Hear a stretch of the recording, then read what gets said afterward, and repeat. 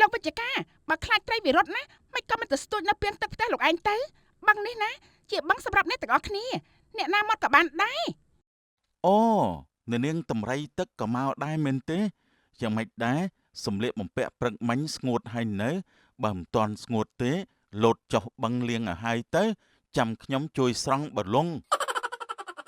នៅភូមិដ៏ស្ងប់ស្ងាត់មួយនាពេលព្រឹកព្រលឹមសំឡេងមាន់រងាវនិងសំឡេងសត្វបក្សីយំឆ្លើយឆ្លងគ្នាវិជ្ជការកំឡោះសង្ហាដែលស្លៀកចងក្បិនចាស់បន្តិចតែមុខមាត់ភ្លឺថ្លាកំពុងតែដើររែកទឹកពីអណ្ដូងភូមិសំដៅទៅផ្ទះរបស់គេ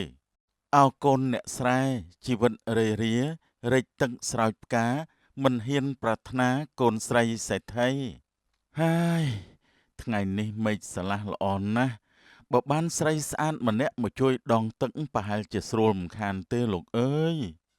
ខណៈនោះស្រីវ៉ាន់កំពុងតែកាន់កន្ត្រកបន្លែមកពីផ្សារក្នុងសម្លៀកបំពាក់សាមញ្ញតែសម្រស់ឆើតឆាយ1 2 3យី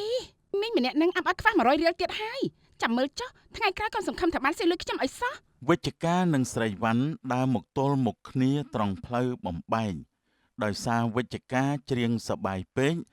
និងស្រីវ៉ាន់រវល់តែគិតប្រាក់ពេកពួកគេក៏បានដើរបុកគ្នាធ្វើឲ្យទឹកក្នុងធុងកំពប់ជោកខ្លួនស្រីវ៉ាន់ចំណែកកន្ត្រកបន្លែរបស់នាងក៏ជ្រុះរប៉ាន់រប៉ាយហើយលោកព្រះទឹកស្អីហ្នឹងទៅចាក់ដល់ឆ្អឹងខ្នងណែលោកឯងភ្នែកណៃណាមើលចុះសម្លៀកបំពាក់ខ្ញុំសាំអស់ហើយអូហូស្មានតែទេពធីតាចុះមកលេងដីតើតាមពិតគឺនាងស្រីវ៉ាន់មាត់វែងសោះណែខ្ញុំសួរវិញមើលផ្លូវដើរឡើងប៉ុណ្ណាប៉ុណ្ណីមិនក៏ដើរមកបុកធុងទឹកខ្ញុំធ្វើអីចង់ងូតទឹកមិនមែនបើថាចង់ងូតប្រាប់ត្រង់មកខ្ញុំនឹងដងឲ្យមួយធុងទៀតលោកវិជ្ជការលោកឯងនឹងហើយដែលដើរមិនមើលផ្លូវរវល់តែច្រៀងដូចតកែត្រូវទឹកភ្លៀងហ្នឹងមើលចុះបន្លែខ្ញុំមកជ្រក់អស់ហើយត្រូវសងខ្ញុំវិញភ្លាមយេហេត្រប់ធំវែងល្អណាស់តើសងស្អីរបស់ជ្រុះលើដីវាជារបស់ធរណីហើយម្យ៉ាងទៀតមនុស្សស្អាតដូចជាខ្ញុំកម្រនឹងបុកអ្នកណាណាបើបុកគឺចាត់ទុកថាជាលៀបសំណាងរបស់អ្នកនាងហើយលៀបសំណាងស្អីសំណាងអាក្រក់ទៅត្រូវមើលចុះខ្លួនប្រានស្អាតបាតតែសម្ដីដូចជាត្រីម្ដែងចាក់ទឹកមិនលិចឆាប់ថយចេញបើមិនចង់ឲ្យខ្ញុំយកកន្ត្រកនេះសំពងក្បាលលោកអូយខ្លាចណាស់ខ្លាចដល់ថ្នាក់រោមជើងបាសអស់ទៅហើយអ្នកនាងណែស្រីវ៉ាន់ណាខឹងច្រើនចាស់លឿនណាស់បើចាស់ទៅគ្មាននរណាគេទៅដឹងទេកុំបយំរវិជ្ជការសង្ហាម្នាក់នេះឲ្យសោះខ្ញុំមិនយកស្រីមាត់ឆេះឈួលដូចជាអ្នកនាងទេលោកឯងហ្នឹងអីទោះមិនរលំដីរលាយក៏ស្រីវ៉ាន់ខ្ញុំម្នាក់នេះមិនសម្លឹងកន្ទុយភ្នែកមើលលោកឯងដែរឲ្យខ្ញុំទៅយកកំឡោះរែកទឹកដេកក្នុងខ្ទមបាក់បែកកំព្រាឪពុកដូចជាលោកឯងសុកចិត្តនៅលេវដល់ស្លាប់ប្រសើរជាង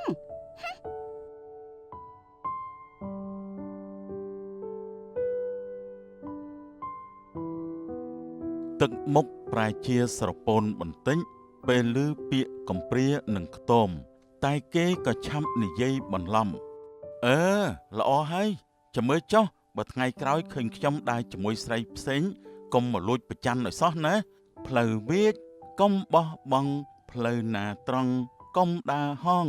ខ្ញុំទៅវិញហើយខ្លាចសើមសម្លៀកបំពាក់អ្នកនាងថែមទៀត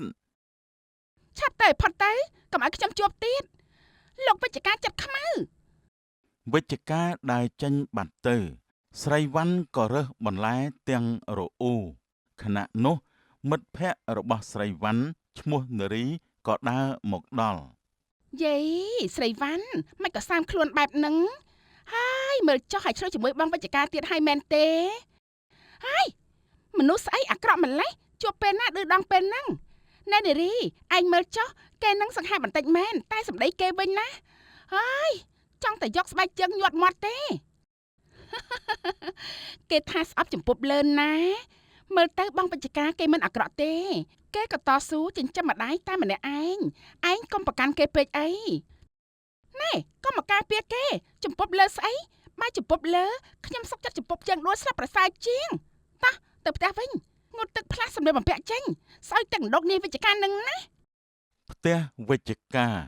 ផ្ទះឈើតូចមួយតែមានរបៀបរៀបរយម្ដាយរបស់វិជ្ជការឈ្មោះម៉ែសនកំពុងតែបោះស្លឹកឈើ កូនវិជ្ជការមិនក៏ដងទឹកយូរម្លេះកូនហើយចុះទឹកក្នុងធុងបាត់ពាក់កណ្ដាលទៅណាអស់ហើយ ម៉ែអើយកុំសួរអីមិញហ្នឹងខ្ញុំជួបតម្រៃទឹកកដាលផ្លូវភ័យពេកក៏កពុបទឹកអស់ពាក់កដាលហ្នឹងណាម៉ែ កូននេះប្រកាសជាឌឺដងដាក់ក្មួយស្រីវ៉ាន់ទៀតហើយមែនទេ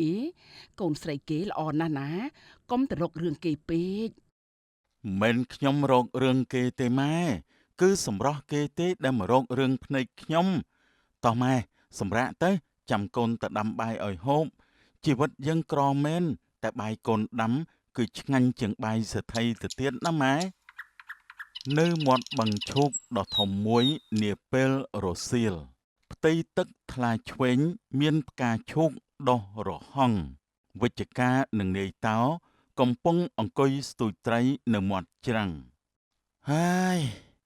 ណែវិជ្ជការយើងថាកម្មកស្ទូចត្រីនៅបឹងនេះអីត្រីបឹងនេះវាដូចជាតួឯកស្រីនៅក្នុងរឿងនិទានអញ្ចឹងណារើសអើងចំណៃណាស់គ្នាដាក់ចលែនកវៀមស៊ីដាក់កតុកកវៀមមើលទៀត នេះមកពីអញវាចង្រៃពេកទេដឹងមើលចុះត្រីវាមិនខ្លាចចំណៃទេតែវាខ្លាចមុខឯងនឹងឯងបានហើយឈប់និយាយទៅចាំមើលគ្នាស្ទូចត្រីរស់យកទៅធ្វើសម្លម្ជូរឲ្យម៉ែហូបណាហ្នឹងហើយចាំតែមើលទៅណែប៉ុន្តែព្រឹកមិញគ្នាទៅផ្សារឮថាឯងដើរបុកស្រីវ៉ាន់ផ្អើលផ្សារមែនចុះបើដើរបុកខ្លាំងម្លឹងមិនកុំឆ្លៀតសារភាពឲ្យហើយទៅស្រីស្អាតក្នុងភូមិយើងមានតែស្រីវ៉ាន់ទេដែលសមជាមួយនឹងឯងសមស្អីសមដូចអន្ទះបាញ់ដើមត្នោតមែនម្នាក់នឹងមាត់រស់ជាងម៉ាស៊ីនកិនស្រូវទៅទៀតបើបានជាប្រពន្ធវិញហីប្រហែលជាយើងថ្លង់ងាប់មិនខានទេ